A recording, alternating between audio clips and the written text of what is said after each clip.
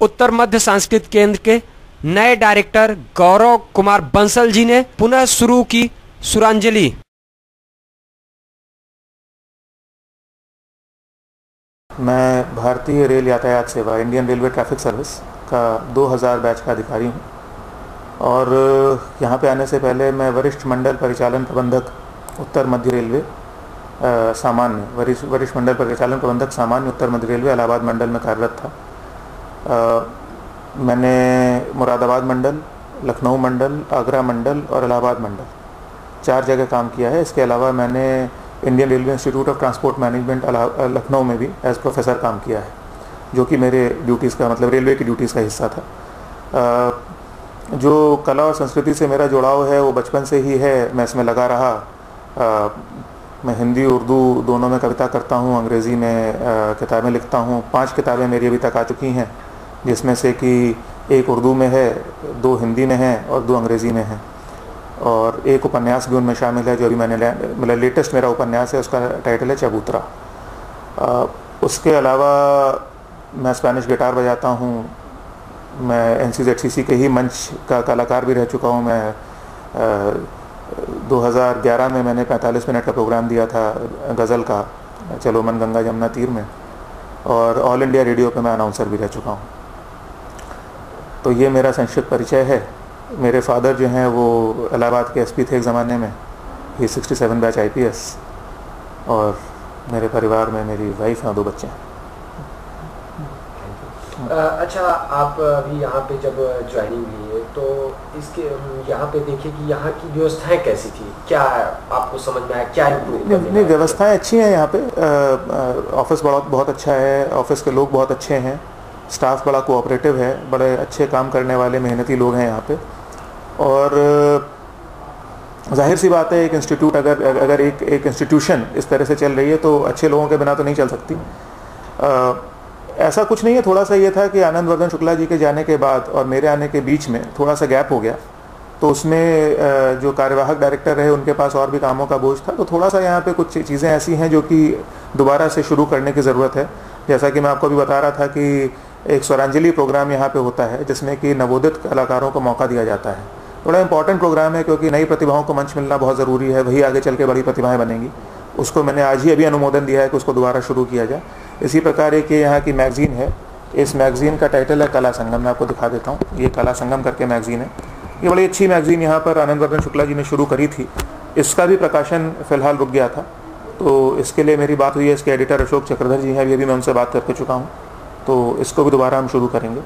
तो इस प्रकार की जो चीज़ें हैं उसको रिवाइव करेंगे। और बाकी तो अभी तो आज मेरा 3रा ही दिन है यहाँ पे, तो जैसे जैसे वक्त गुजरेगा फिर नए जो आइडियाज़ आएंगे उनको इम्प्लीमेंट किया जाएगा। आप कुछ ऐसे आपके तब भी आइडियाज़ आप क्योंकि कला मंच से हैं, आपके कुछ दिमाग में ऐसी आइडियाज़ भी होंगी कि जो आप जब NCZCC से जुड़े तो कुछ आइडियाज़ आपके दिमाग में आए जो कि इसको ऊंचाई तक पहुँचाए? देखो, ऊंचाई तक पहुँचाने में तो मेरे ख्याल से प्रशासनिक इनपुट ज़्यादा ज़रूरी है, क्योंकि मैं यहाँ पर एक प्रशासनिक अधिकारी के तौर पे आया हूँ। कलाकार मैं हूँ, मैं मानता हूँ, लेकिन मेरा काम प्रशासनिक ज़्यादा है यहाँ पे। तो जैसे हमारे पास एक ऑफ़िस दिल्ली में है, एक ऑफ़िस लखनऊ में है, लाइजॉन ऑफिस, ठीक है ना।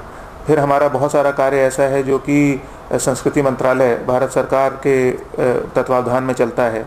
साथ ही साथ हमारी महामहिम राज्यपाल का जो कार्यालय है उसके साथ भी हमारा तालमेल बना रहता है। तो ये सारे तालमेल जब सुचारू रूप से बनते रहेंगे और सुचारू रूप से जो इनके बीच जो पत्रावलियों का आदान प्रदान होता है या जो कागज़ों का आदान प्रदान होता है वो सही चलेगा, तो जो ज़रूरी चीज़ें हैं इंस्टीट्यूट को चलाने के लिए, जैसे बजट है या और प्रशासनिक सपोर्ट है, वो हमें मिलेगा तो इंस्टीट्यूट आगे बढ़ेगा। ये तो हुई प्रशासनिक बात। रही बात कार्यक्रम की जो आप पूछना चाह रहे हैं, तो कार्यक्रमों में देखिए ऐसा है कि जैसे मेरे कल ही मैं सोच रहा था कि क्यों ना हम ऐसी प्रतिभाओं को मौका दें जो कि कलाकार तो हैं परंतु वो अब कलाकार का कार्य नहीं कर रहे हैं, they are not professional artist. जैसे कोई आदमी, जैसे आपको पता होगा कि शेखर कपूर जो बहुत बड़े फिल्म डायरेक्टर हैं वो एक्चुअली चार्टर्ड अकाउंटेंट हैं, है ना। उसी प्रकार एक बहुत फेमस अभी सिंगर हो गए हैं पलाश सेन, वो डॉक्टर हैं। तो तो आप ये पाएंगे कि जो समाज के जो अन्य क्षेत्र हैं उनमें बहुत सी प्रतिभाएं छुपी हुई हैं जिनको मंच नहीं मिलता, जिनके मन में कुछ कर गुजरने की इच्छा है, वो पैसे के लिए नहीं करना चाहते, वो कला के प्यार के लिए करना चाहते हैं। तो मैंने सोचा है कि ऐसे लोगों को मैं मौका दूंगा और उनके लिए मैंने एक टाइटल भी सोचा, हालांकि मैं इसको हो सकता है बदलूं, लेकिन फ़िलहाल मैंने उसका नाम सोचा एवरीडे आर्टिस्ट्स, कि वो लोग जो कि कला से जुड़े हुए हैं परंतु उनको मंच नहीं मिला, उनको मंच देने का प्रयास करेंगे। तो ये एक नई चीज़ मैंने सोची है। बाकी तो यहाँ पे बहुत कुछ होता है, बड़ा लंबा चौड़ा यहाँ के कार्यक्रम है, तो उसमें लगभग सभी कुछ कवर्ड है। और कुछ ऐसी नई चीज़ें आपके नई धारणाएँ?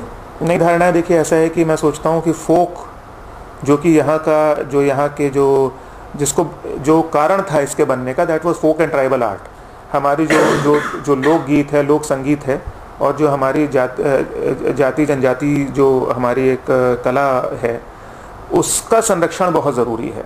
कारण क्या है कि ये वो लोग हैं जो कि ट्रेडिशनली अपने एक ट्रेडिशनल तौर पे इसको करते रहे हैं, जो कि इससे एक्चुअली पैसा नहीं कमाते, ये उनके असल में उनकी संस्कृति का हिस्सा है। और आज की तारीख में बहुत सारा जो पॉपुलर म्यूज़िक या पॉपुलर आर्ट है वो इन्हीं चीज़ों से निकल के आई है। आप बड़े बड़े गाने देख लें, ठीक है ना, जैसे गाना बड़ा फेमस हुआ था आँखियों से गोली मारे, एक्चुअली एक बिहारी लोकगीत है, वहाँ से निकल के आया है। बहुत सारा हरियाणवी लोक परंपरा का पिक्चरों में इस्तेमाल हो रहा है, बहुत सारे पंजाबी का तो बहुत ही ज़्यादा इस्तेमाल हो रहा है। इसी प्रकार से अभी जो एक वो शहनाई करके गाना आया है वो सीधे गुजरात से उठा है। तो हमारी जो लोक परंपरा है इनमें बड़ा ताकत है, इनका बड़ा आधार है। ये वर्षों से, पता नहीं कितने सालों से, कई 100 वर्षों से ये लगातार चली आ रही हैं और ये ख़त्म नहीं हुई, क्योंकि इनके अंदर माधुर्य है, इनके अंदर सुर है, इनके अंदर दम है। तो उसके जो असल कलाकार हैं, जिनके कंधों पे सवारी करके लोग बड़े हो रहे हैं, उनको सामने लाने की ज़रूरत है, उनको मंच देने की ज़रूरत है, उनको वो पहचान देने की ज़रूरत है जो उनको मिलनी चाहिए। तो उस दिशा में मैं ज़्यादा काम करना चाहूँगा। अच्छा, इलाहाबाद की जो संस्कृतियाँ हैं, जो सांस्कृतिक कार्यक्रम है, वो धीरे धीरे लुप्त होते जा रहे हैं, देखने को आ रहा है। आप उस पर क्या कार्य करेंगे? नहीं, मुझे तो ऐसा नहीं लगता कि लुप्त होना। नहीं, ऐसा है कि उनके प्रचार प्रसार में और उनके प्रोग्रामों में बहुत कटौती होती है। इलाहाबाद के जो सांस्कृतिक प्रोग्राम है इलाहाबाद के, जो जैसे देखिए ऐसा है कि मैं आपको बताऊँ, उत्तर मध्य क्षेत्र सांस्कृतिक केंद्र जो है ये 7 राज्यों का प्रतिनिधित्व करता है। मैं बता दूं, उत्तर प्रदेश, उत्तराखंड, मध्य प्रदेश, राजस्थान, दिल्ली, हरियाणा और पंजाब। तो जब 7 राज्यों का प्रतिनिधित्व कर रहे हैं तो आपको थोड़ा सा इस बात का ध्यान रखना पड़ेगा कि आप किसी एक राज्य पे या किसी एक शहर पे केंद्रित ना हो जाए। हाँ, इतना कहने के बाद मैं ये ज़रूर कहना चाहूँगी, क्योंकि हम उत्तर प्रदेश के इलाहाबाद शहर में स्थित हैं, इसलिए इलाहाबाद को वरीयता हमें देनी चाहिए। तो ये मैं देखूंगा कि इसमें कौन सी ऐसी चीज़ें हैं, क्योंकि आपने कहा विलुप्त हो जाए, लेकिन मैं आपको सच बताऊं, जब से मैं इलाहाबाद आया हूँ मुझे तो लगता है कि इलाहाबाद में काफ़ी कल्चरल एक्टिविटी होती है। हाँ, कल्चरल एक्टिविटीज़ होती हैं, ये तो मैं भी एक्सेप्ट करता हूँ, लेकिन कुछ ऐसे चीज़ें हैं कि यहाँ जैसे लोक संगीत, यहाँ के इलाहाबाद की लोक संगीत वो बहुत कम देखने को मिलती है। हाँ, वो उसका रीज़न वही है ना। देखिए, आज की तारीख में पैकेजिंग बड़ी ज़रूरी है भाई। जैसे मैं आपको बताऊँ, लखनऊ के पास में एक जगह है देवा, आप गए वहाँ पे? हज़रत वारिस अली शाह की वहाँ पे दरगाह है, बड़ी फेमस मतलब वो जगह है, देवा शरीफ कहलाता है। आप वहाँ पे जाइए, इतनी सुंदर कव्वाली गाते हैं।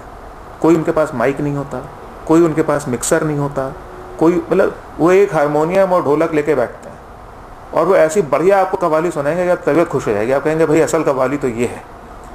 तो लेकिन उनकी पैकेजिंग नहीं है, उनको सजा संवार के एक अच्छे मंच पे पेश करने वाला कोई नहीं है। तो जो आप कह रहे हैं, आप बात कर रहे हैं लोक कलाओं की, जैसे हमारे यहाँ का ढेड़िया एक बड़ा खूबसूरत नृत्य है, ठीक है ना।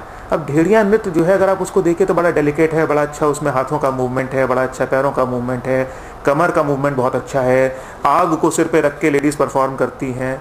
रात के वक्त जब उस नृत्य को परफॉर्म किया जाता है तो देख के मज़ा आ जाता है, लेकिन उसकी पैकेजिंग नहीं है, ठीक है। तो जनता में रुचि कैसे पैदा होगी? जनता में रुचि तब पैदा होगी जब जनता के सामने उस चीज़ को समग्र तरीके से, सही तरीके से रखा जाएगा, ठीक है। सुंदर से सुंदर चीज़ को अगर आप ठीक से नहीं रखेंगे तो अच्छी नहीं लगेगी। तो हम कोशिश करेंगे कि जो हमारे यहाँ की जो लोक कलाएँ हैं और जो हमारे यहाँ के लोकगीत, लोक संगीत हैं, उनको इस तरह से लोगों के सामने रखें कि लोगों की रुचि उसमें पैदा हो।